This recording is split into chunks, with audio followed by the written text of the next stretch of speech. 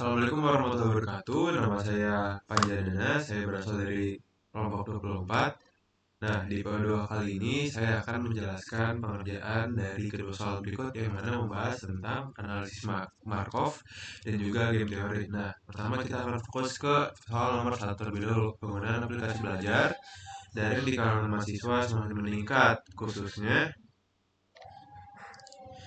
khususnya yaitu dua platform, Ruang Guru dan Zenius. Pada awal pengamatan, 80% mahasiswa menggunakan Ruang Guru dan sisanya menggunakan Zenius. Maka 80% mahasiswa Ruang Guru dan 20% dan Zenius. Dan 20% pada Zenius, yaitu pada tahun pertama. Nah, pada tahun berikutnya terjadi peningkatan yaitu 85% Ruang Guru dan juga beberapa dari menggunakan Ruang Guru tetap menggunakan aplikasi tersebut, sedangkan 15% berpindah ke Zenius.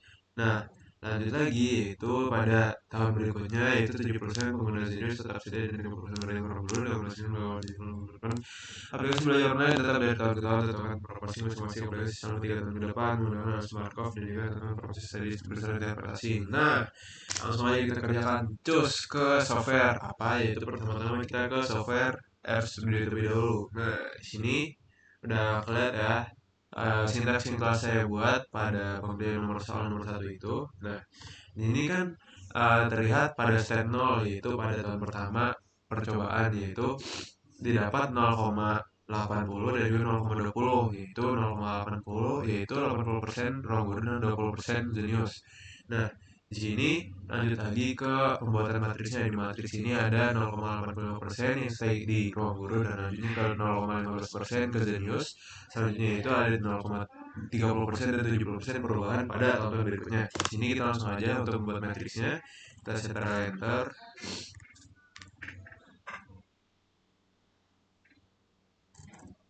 Nah, di sini udah terlihat jelas matrisnya, yaitu dari sebelah kiri bawah ini yaitu 0,85 pada kolom 1 baris 1 dan juga pada 0,15 pada baris 1 dan juga kolom 2 dan selanjutnya yang lain-lain lah. Nah, lanjut lagi ke bagian sini, years pada tahun pertama, 2 dan 3. Nah, tadi langsung ke setter enter. Nah, di sini udah terbuat. Kita lanjut lagi ke kolom names dan row names. Di bawah ini ada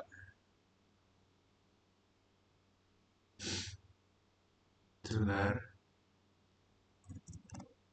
Nah, di sini udah terbuat, yaitu pada tahun pertama 80% Ruang Guru dan 20% Zenius. Nah, di sini ada tahun berikutnya yaitu 74% Ruang Guru, 26% Zenius. Nah, tahun berikutnya lagi ada perubahan yaitu 70,7% dan juga di Zenius itu 29,3%. Lanjutnya lagi di tahun ketiga itu 68,8% dan Zenius itu 0,31,1%. Nah, di sini kita diharuskan untuk menginstal packaging yang terlebih dahulu. Dan packaging itu sendiri bernama XPM. Nah, apabila sudah diinstal, kalian bisa langsung aja mengaktifkannya dengan mengklik atau mengeran dari library XPM ini. Kita klik dulu biar langsung aktif. Yes, apabila sudah aktif, kita langsung aja untuk mencari jawabannya dari steady state-nya tersebut. Untuk kita enter. Nah, setelah didapat hasilnya sendiri, yaitu pada Ruang Guru akan menghasilkan titik selektif, yaitu titik tidak kerjanya perubahan konstan dan sebagai titik akhir dari perubahannya proses jangkauan penggunaan dari Ruang Guru yaitu 0,66,7%. Yaitu 66,7% dan juga pada proporsi panjang pengguna Zenius yaitu 0,33,3%. Nah, seperti itu jawabannya. Maka apabila sudah bisa kita lanjut ke POMKM untuk mengecek pengerjaannya yang lain. Jadi kita langsung aja ke POMKM.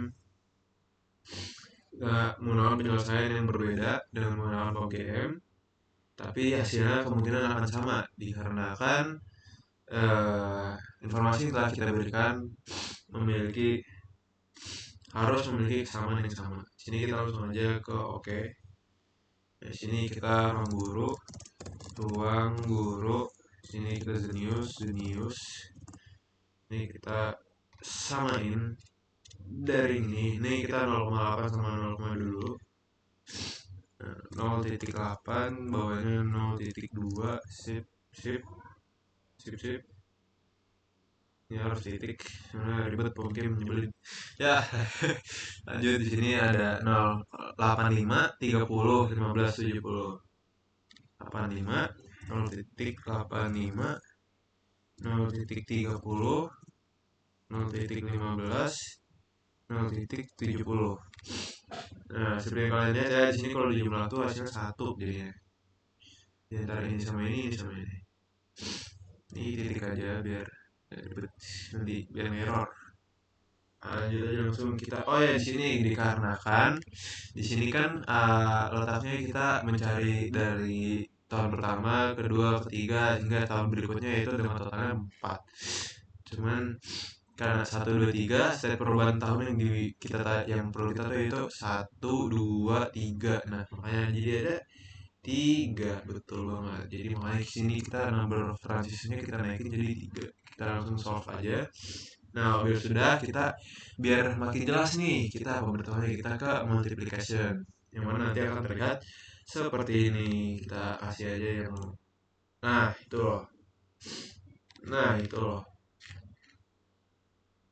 Nah, di sini bisa kita bandingin langsung jawabannya, yaitu pada tahun pertama dari yang tadinya 80 sama 20 akan berubah di tahun berikutnya, yaitu 75 dan 26. Di sini ada 74 dan 74 dan 26. Udah benar. Selanjutnya yaitu akan terjadi perubahan menuju ke 0,707. Nah, di sini ada 0,707, di sini ada 0, perubahan menuju dari 0,26 jadi 0,293. 0,293 selanjutnya yaitu dari envelope-nya sendiri, di yang mana untuk tahun ketiganya yaitu 0,6885. Sini sama 0,3115, sini juga sama. Nah, ini ya penjelasan yang kita dapat dan juga proses pada pemberian informasi yang telah kita sajikan dalam komen maupun RF sendiri, maka terlihat jelas memiliki suatu kesamaan penyelesaian dan informasi yang kita miliki dan kita butuhkan. Seperti itu.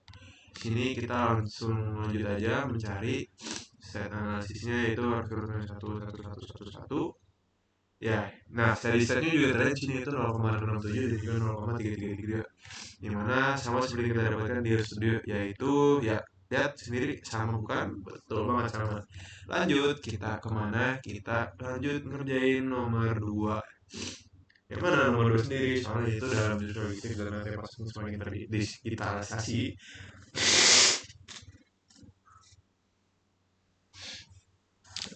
Pilek. Lanjut, fast track logistik dan cargo flow Indonesia merupakan dua perusahaan yang sudah menggunakan strategi investasi teknologi untuk meningkatkan efisiensi distribusi dan keuntungan untuk personal. Kedua perusahaan memiliki 3 alternatif, yaitu Warehouse Automation (WA) untuk mempercepat proses penjualan dan pengambilan besar tracking lot, yaitu ST untuk memantau pergerakan dalam secara real time, serta integrator logistik sistem atau ILS yang memberi komunikasi otomatis kemudian dan sistem informasi untuk kerja maksimal. Setiap perusahaan akan memiliki satu strategi secara bersama selalu memiliki proses dan keuntungan yang diperoleh dalam juta rupiah. Bergantung pada kombinasi strategi yang dipilih oleh kedua perusahaan tersebut. Berdasarkan kondisi tersebut, buatlah tabel payoff yang berdasarkan keuntungan masing-masing perusahaan. Kemudian tentukan strategi yang menggunakan dari nas. Nah, sini bisa kalian lihat sendiri dari tabelnya. Langsung aja kita langsung cus menuju ke R Studio. Ya. Di sini di R Studio telah saya sajikan ya di ini, karena ini kan lagi membahas game teori ya. Sini kalau kalian belum install packaging dari yang namanya IPsolve dan Matlab, itu kalian bisa install aja dulu. Cuman kalau udah sih kita percepat aja, tinggal nyalain sini, kita aktifin, tinggal set enter library dari IPsolve dan Matlab. Nah, selanjutnya itu kita akan membuat matriks dari sini. Nah, matriks dari tabel ini. Kita ngebuat tabel payoff matrix, kita langsung sah. Cetar enter dulu. Udah. Habis itu ke sini. Nah, udah terbuat matrix yang telah kita butuhkan. Sini kita langsung lanjut ke mencari nilai minimum dari baris permainan. Nah, roamingnya sendiri itu diambil dari baris paling kecil dari setiap tiga bilangan ini. Yang mana sih pasti bakal ada 42, 36, dan 51.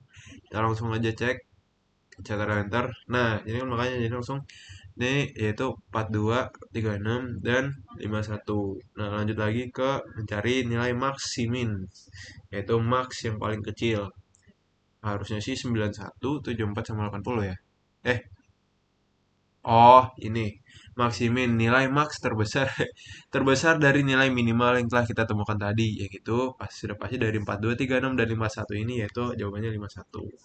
Lanjutnya yaitu kita akan mencari strategi optimal fast track logistik. Langsung aja kita set enter.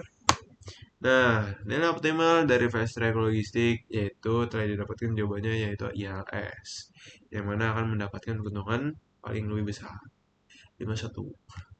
Lanjut lagi, strategi permainan cargo flow dengan mencari nilai maksimal dari kolom permainan.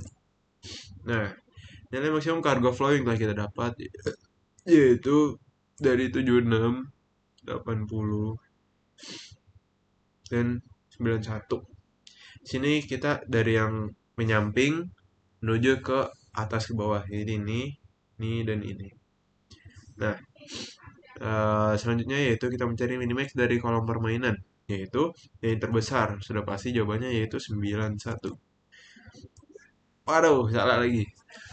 Ini minimax berarti nilai paling kecil dari maksimum yang kita dapatkan dari sini. Jawabannya yaitu 76.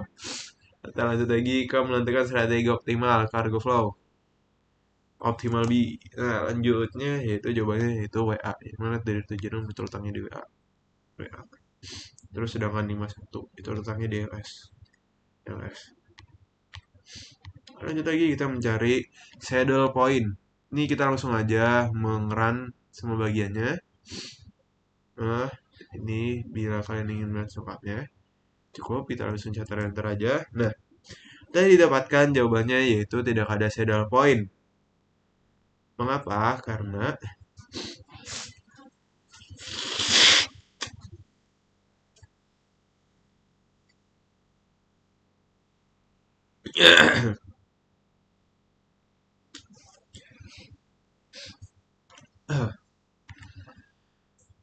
sini karena terdapat perbandingan dari maksimin dan minimax yang kita dapatkan tank tadi. Nah, lanjutkan menimbulkan kesimpulan hasil. Nah, kesimpulan itu kita dapatkan yaitu strategi optimal fast track logistik adalah ILS, sedangkan strategi optimal dari cargo kolomnya yaitu WA. Yang mana telah kita dapatkan jawabannya. Sini kita langsung aja ke penggunaan PEM untuk pengerjaan soal nomor 2. Nah, untuk pengerjaan soal nomor 2 sendiri lumayan ribet. Jadi saya langsung ke sini aja. Nah, eh sini maksudnya ke PEM kita langsung ngerjain. Nope, nggak usah di save. Soalnya gampang, bercanda. Nah, lanjut kita langsung ke game teori. Terus di sini kita langsung aja ke 3 sama 3. Nah, ini nama saya Panjul, ganti dulu. Jadi game teori soal 2 ya. Lanjut ya. Nah, udah kayak gini kita tinggal ngisi aja WA, ST, ILS. Ini kita juga WA, ST, ILS. Nah, kalau udah selanjutnya ngapain? Betul, kita isi-isi dulu guys. Kita cek dulu nih dari. Nah, ini yang kita buat nih. Jadi matriksnya itu emang berguna banget biar kita bisa ngerti aja. Nah, ini kan udah WA, STLS, WA, STLS, kita 764291. 764291. Selanjutnya apa tuh? Selanjutnya yaitu kita kayak tadi lagi 607436. 607436. 67. Waduh mulai. Nah, 618051. 61. Waduh, kok mulai sini? 618051. 618051. Nah, ini kita langsung aja solve. Jepret, jawabannya sendiri itu velokinnya 65,7. Sini kita sambil buka R dulu ya karena perlu adanya perbandingan untuk. Nah, karena udah kayak gini, kita langsung aja ke aduh melek. Nah, ke solution. Nah, di solution ini banyak untuk game teori. Jadi kita bakalan nunjukin 4 tabel yang bersamping-sampingan. Karena bukan tabel sih kayak hasilnya gitu. Ya udah, keluarin aja dulu semuanya ya. Ini kanan yaitu maximin dan minimax. Sini ada kolom expected value. Sini ada row expected value yang tadi udah kita cari dulu. Nah, sama seperti yang udah kita lakuin di studio tadi, sini pasti bakal nyari raw min. Raw min yang didapat di sini ada 51. Kita cek dulu di sini. Nah, di sini kelihatan di sini yaitu jawabannya. Oh, ini nih. Ini raw minimumnya yaitu 51. 423651. Nah, di sini nih ada 423651, maksimumnya itu 51. Nah, di sini ada kolom max yaitu 76891. Dan di sini ada minimax 76. Ini jadi ini, terus ini jadi ini, terus ada IRS juga jawabannya.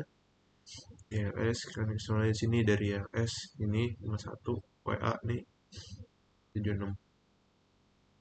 Lanjut lagi ke bagian jari saya karena tadi sudah banyak. Nah, bisa kalian sendiri di sini dari ekspektif value ini 65 yaitu 65,81. Jadi akhirnya selesai segitu aja. Saya Panji dari kelompok 24. Assalamualaikum warahmatullahi wabarakatuh. Udah pilek.